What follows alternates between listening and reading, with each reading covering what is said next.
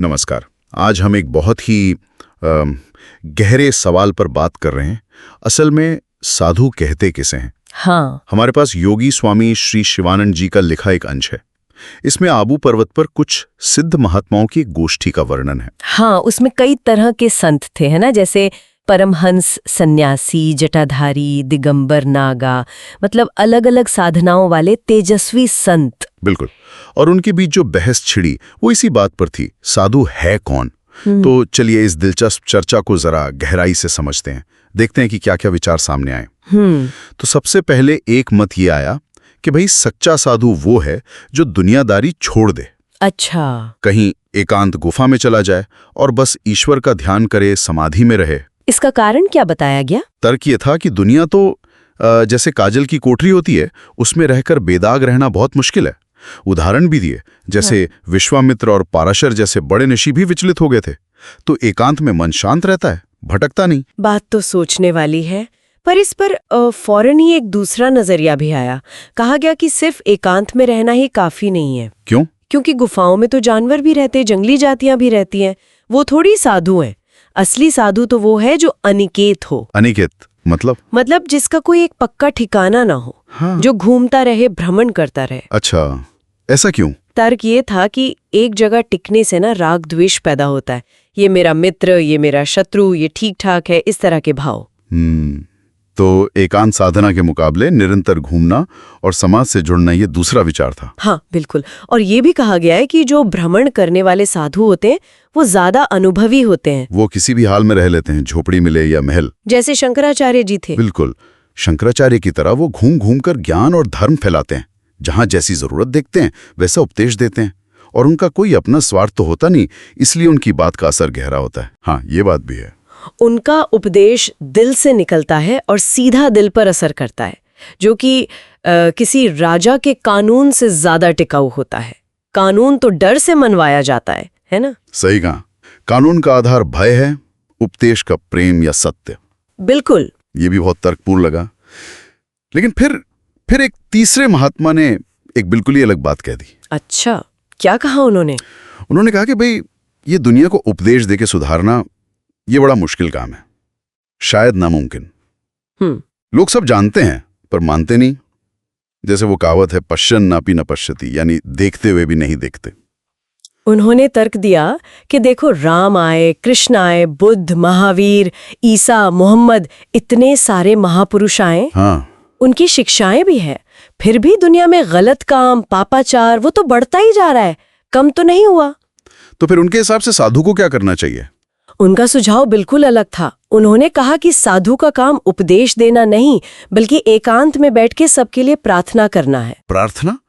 किस तरह की? ईश्वर से ये प्रार्थना करना कि वो सभी प्राणियों की बुद्धि शुद्ध करे, उन्हें सही रास्ता दिखाए। अच्छा। जैसे गायत्री मंत्र में भी आता है ना, धियो यो न प्रचोदयात्। अच्छा। हमारी बुद्धियों को प्रेरित करे। अच्छा। तो इस नजरिए से साधु वो हुआ जो खुद एक आदर्श जीवन जिए और पूरी दुनिया के कल्याण के लिए प्रार्थना करे। ये बाहरी क्रिया से हटकर आंतरिक साधना पर जोर था। तो अब हमारे पास 3 मुख्य विचार हो गए। एक एकांत साधना, दूसरा भ्रमण करके सेवा और उपदेश, और तीसरा जगत कल्याण के लिए मौन प्रार्थना। क्या इनके अलावा भी साधु के कुछ और गुणों या लक्षणों पर बात हुई थी उस गोष्ठी में? हाँ, बिल्कुल हुई थी। चर्चा सिर्फ रास्ते या तरीके पर नहीं रुकी, साधु के व्यक्तिगत गुणों पर भी बात हुई। जैसे एक मत ये था कि साधु को बहुत विद्वान होना चाहिए, महाविद्वान। विद्वान क्यों? ताकि उसमें नीर क्षीर विवेक हो। अच्छा। जैसे हंस पानी और दूध अलग कर देता है, वैसे ही वो सच और झूठ, सही और गलत को पहचान सके और दूसरों को बता सके। समझ गया। ज्ञान जरूरी है मार्गदर्शन के लिए। हाँ।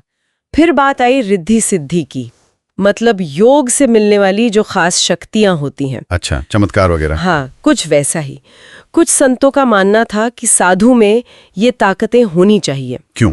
ताकि जरूरत पड़ने पर वो बुरे लोगों को भी सही रास्ते पर ला सकें, या शायद अपने चमत्कार से लोगों में श्रद्धा पैदा कर सकें। तो ज्ञान भी हो और शक्ति भी। हाँ, और इसके साथ ही गुरु भक्ति पे भी बहुत जोर दिया गया कि गुरु का दिया हुआ जो वेश है, जैसे गेरुआ कपड़े पहनना या तिलक लगाना और जो नियम है उनका पालन करना भी जरूरी है। माना गया कि ये जो बाहरी चीजें हैं ये भी साधु को अनुशासन में रखती हैं, गलत रास्ते पर जाने से रोकती हैं। और कोई गुण?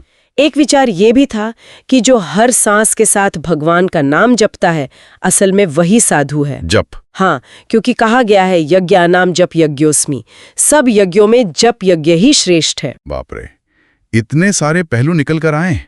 एकांत, सेवा, प्रार्थना, ज्ञान, शक्ति, गुरु भक्ति, जप, ये तो बहुत कुछ हो गया। तो आखिर में इन सब बातों का कोई निचोड़ निकला, कोई एक सर्वसम्मत बात? हाँ, यहीं पर पूरी चर्चा का सार है जो बहुत दिलचस्प है। अंत में एक परमहंस सन्यासी थे जो चुपचाप सब सुन रहे थे। वो बोले। अच्छा, उन्होंने क्या कहा? उन्होंने कहा कि देखो, ये सब जो बातें हुई हैं, एकांत में रहना या घूमना, विद्वान होना, चमत्कार दिखाना, खास कपड़े पहनना, माला जपना, ये सब साधु के बाहरी लक्षण है, उसका बहिरंग स्वरूप है। तो फिर अंतरंग क्या है, असली चीज क्या है? उन्होंने कहा, साधु का असली तत्व, उसका मूल स्वभाव है अभय। अभय मतलब डर का ना होना, निर्भयता। बिल्कुल, पूरी तरह से निर्भय होना। उन्होंने समझाया, साधु वो है जो न तो खुद किसी से डरे और न ही उससे कोई दूसरा डरे। ये तो बहुत गहरी बात है। और ये अभय, ये निर्भयता आती कहाँ से है? कहाँ से? ये आती है सब में अपना ही स्वरूप देखने से, आत्मस्वरूप। जब साधु हर जीव में खुद को ही देखता है तो फिर उसे किससे डर लगेगा? और जब किसी से डर नहीं लगता तभी तो इंसान बिना किसी स्वार्थ के बड़े से बड़ा काम कर सकता है। चाहे वो एकांत में तपस्या हो या हाँ, चाहे वो एकांत में तपस्या करे या घूम घूम कर उपदेश दे, चाहे वो माला फेरे या अपनी विद्वत्ता दिखाए, ये सब वो तभी ठीक से कर पाएगा जब वो डरा हुआ ना हो। यही अभय भाव उसे अपना और दूसरों का दोनों का भला करने की शक्ति देता है। डरने वाला व्यक्ति न ठीक से सेवा कर सकता, न प्रार्थना, न तपस्या। तो मतलब इस पूरी गोष्ठी का निचोड़ ये निकला कि साधु की असली पहचान किसी एक बाहरी तरीके, वेशभूषा या गुण से नहीं है, हाँ, बल्कि उसकी अंदरूनी स्थिति से है, जो है अभय, यानी पूरी तरह से निर्भय होना। हाँ, बाकी सारी चीजें इसी एक मूल तत्व के आसपास घूमती हैं। बिल्कुल सही समझा। साधुता का मूल है अभय, जो आत्मभाव से पैदा होता है। ये तो बहुत ही विचार करने लायक बात है। हाँ, और ये हमें सोचने पे मजबूर करता है ना, कि अगर अभय और सब में खुद को देखना ही साधुता का असली सार है, तो क्या ये गुण सिर्फ उन्हीं लोगों तक सीमित है जो खास तरह के कपड़े पहनते हैं या खास तरह की जीवन शैली अपनाते हैं? या फिर क्या हम सब अपने रोजमर्रा के जीवन में, अपने कामों में, अपने रिश्तों में इस बाहरी पहचान से ऊपर उठकर इस अभय और आत्मभाव को जीने की कोशिश कर सकते हैं? शायद यही असली सवाल है।